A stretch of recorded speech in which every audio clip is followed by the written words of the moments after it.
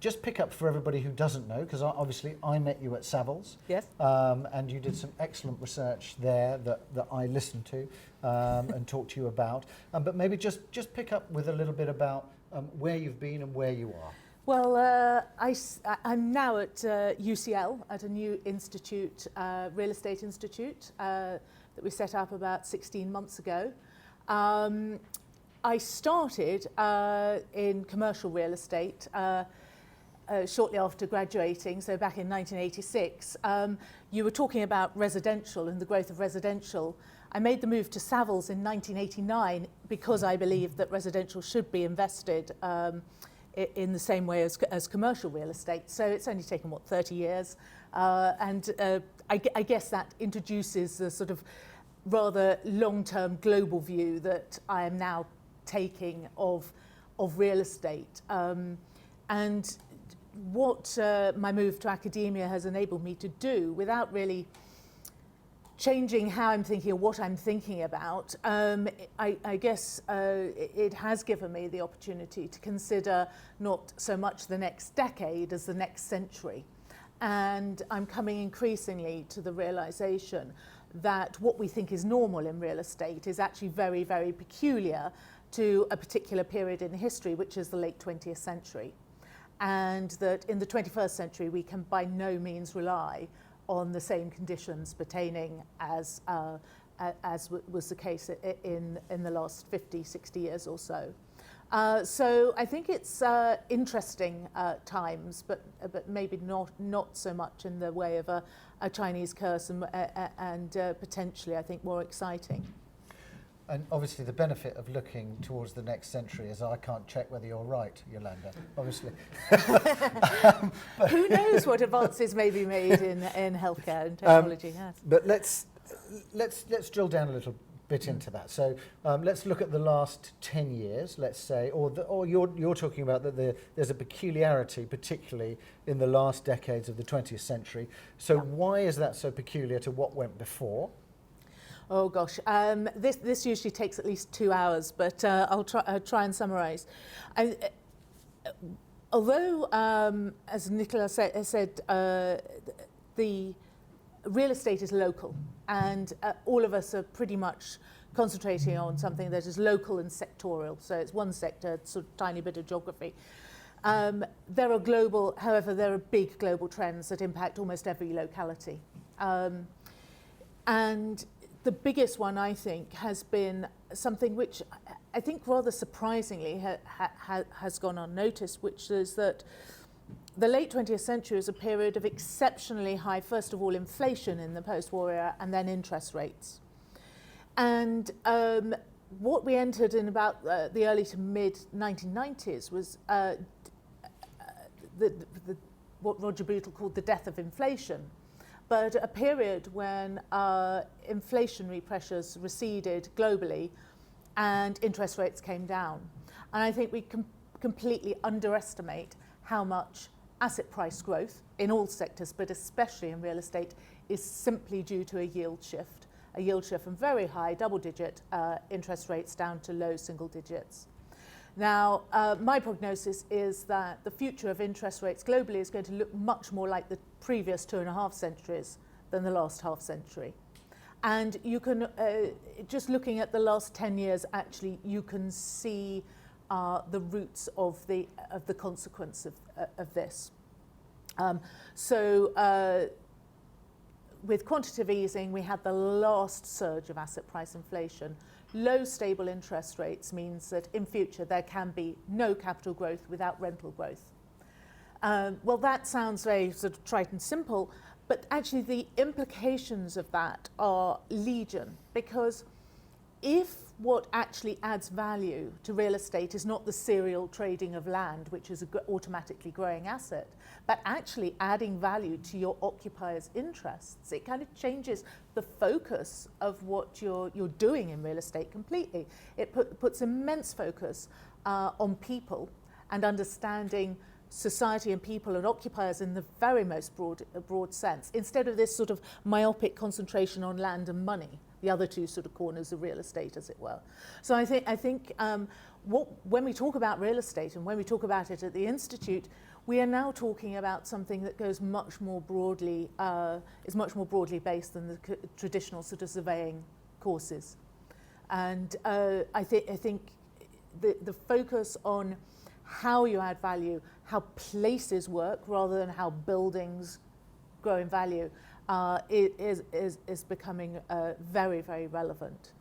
And you can start to see this. I mean, last year, I think globally, so-called alternative assets constituted a larger proportion of real estate trading than the supposedly core ones. You know, alternatives are the new core. That is just one element of what's happening through changes in society, changes in occupier needs and wants, and also, of course, the search for yield, the search for income. Future growth of income streams becomes the driver of value. And so, if we're looking at real estate as much more of a service, does that also mean that the things that Graham was talking about there, where you begin to look at, you know, you're really addressing social needs in a way, becomes much more important because you're really looking at impact investing, picking up that ESG side, but also if it's about people, you're also looking at, you know, that's why wellness becomes much more important and aspects like that. Absolutely. You cannot desegregate the environmental from the social, from the economic. You know, that's the true meaning of sustainability. Just having the most eco-friendly or sort of energy-efficient building does not make something sustainable. It's only if it works for people and ultimately generates revenue and fulfills the economic sort of side of things, can it be said to fully be sustainable. And I think this much more holistic understanding of sustainability, a much more holistic understanding of real estate is absolutely essential to thrive in the 21st century.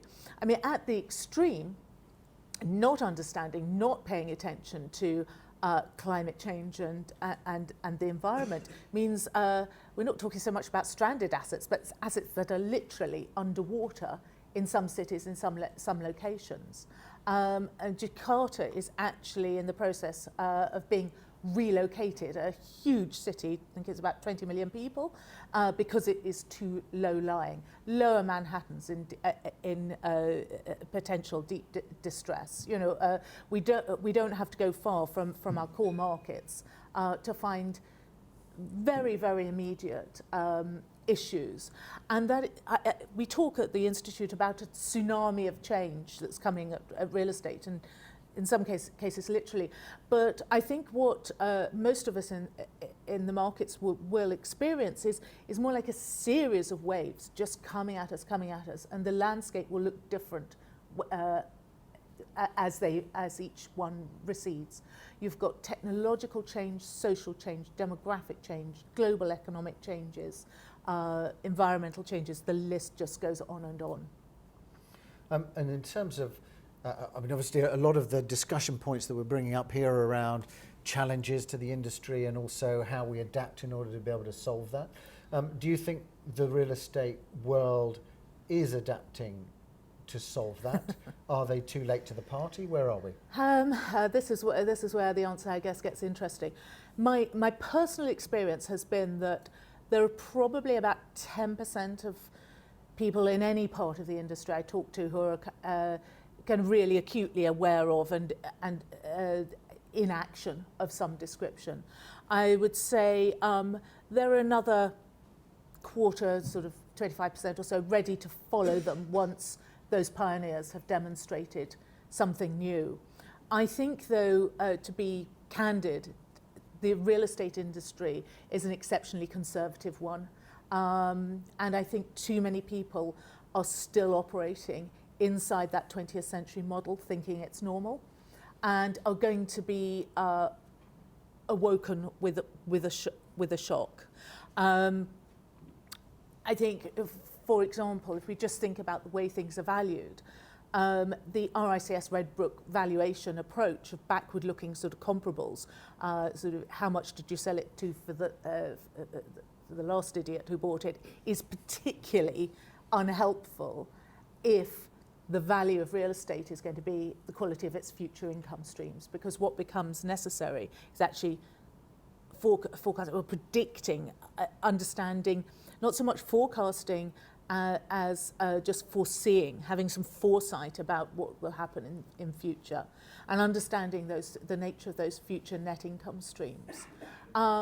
That puts the power much more in the hands of people who really understand ongoing property management, the deeply unsexy sort of part of the industry to date, and the guys in charge of capital transactions will suddenly find there are some very, very small crumbs, if any, with each new transaction, unless they understand those net income streams.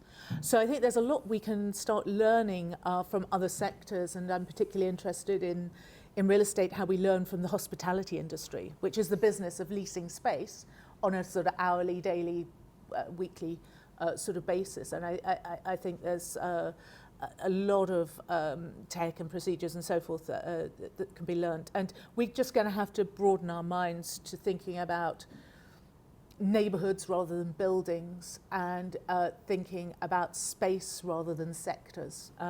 So huge amount of change to be grappled with. And when you're looking at, I mean, for example, I remember we did a session at Experial looking at student housing. Yeah. And that was the first time that I'd seen, whereas before we'd been talking about it in sort of general terms as a fantastic opportunity, but there was very little hard data, and you had some of the first really good pan-European data to be able to look at. And I've just seen, it's just come in here actually, that it's a record year for student housing in terms of investment volumes.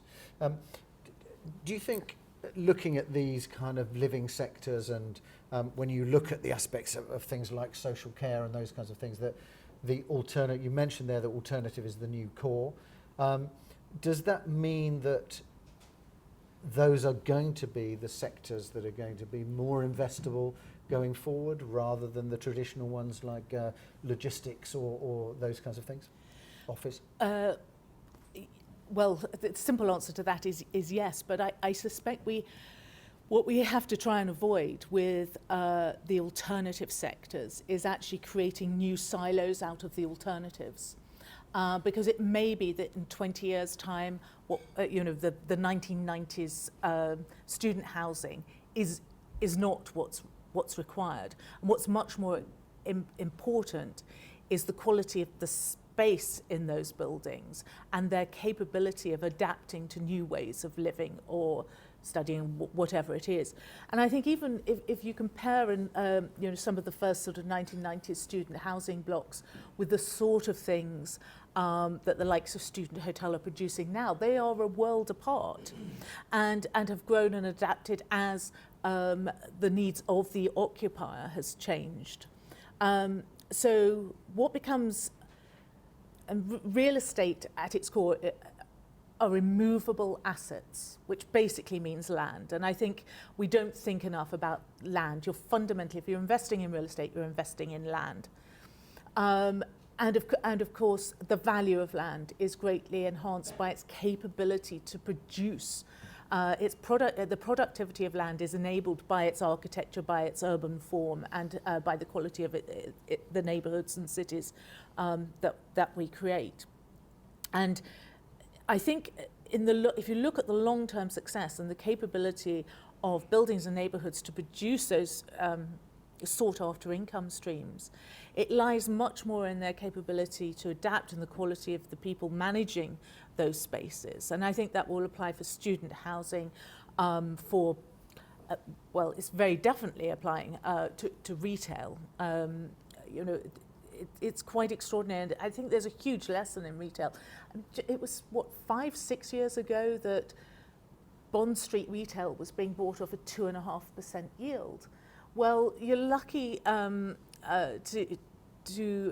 sell anything for under 5% now in retail. Small industrials are lower yielding, far sexier at the moment than retail. Now, that gives you an idea of how suddenly things can change.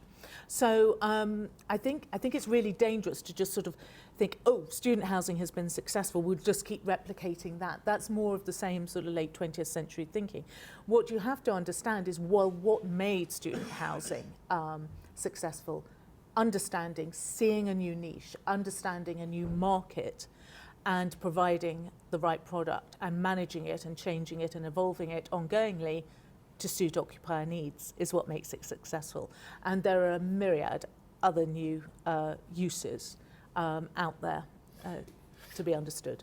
Okay, so as somebody who's done the majority of their thinking in the late 20th century, what should so if we take that view that there's a big mindset change, there's different things that need to be done, what should people hear, what should I be doing and taking into the way I look at the world and the way that I run my business or invest? What should I take away from this that I can apply to my business? Gosh, I suppose the very most general thing to say is, first of all, be aware of your silo, that local sectorial speciality, and do a little bit of climbing to get out of it and take a view of neighbouring silos, sort of the uses and the buildings and the neighbourhoods that interact with your particular area. And then even more useful is to try and understand that at a global level and understand the global changes and impacts that have been impacting and will continue to impact and will start to impact on that. I suppose that's where, shameless plug for the Institute, that's the sort of research and executive education short courses and so forth that we're running at the Institute. It's very much designed to enable people to come together and rethink real estate. That's our mantra, as it were, rethink real estate for the 21st century. I think it is imperative not just for one's own sort of personal career development or whatever, but actually to your survival in real estate, to find that kind of forum to start reconsidering what it is you're actually doing fundamentally and what then to be doing in the next decade or two. Okay, good. I see I'm going to have a very fundamental rejig of everything I've thought, so that's always good. Thanks very much for that.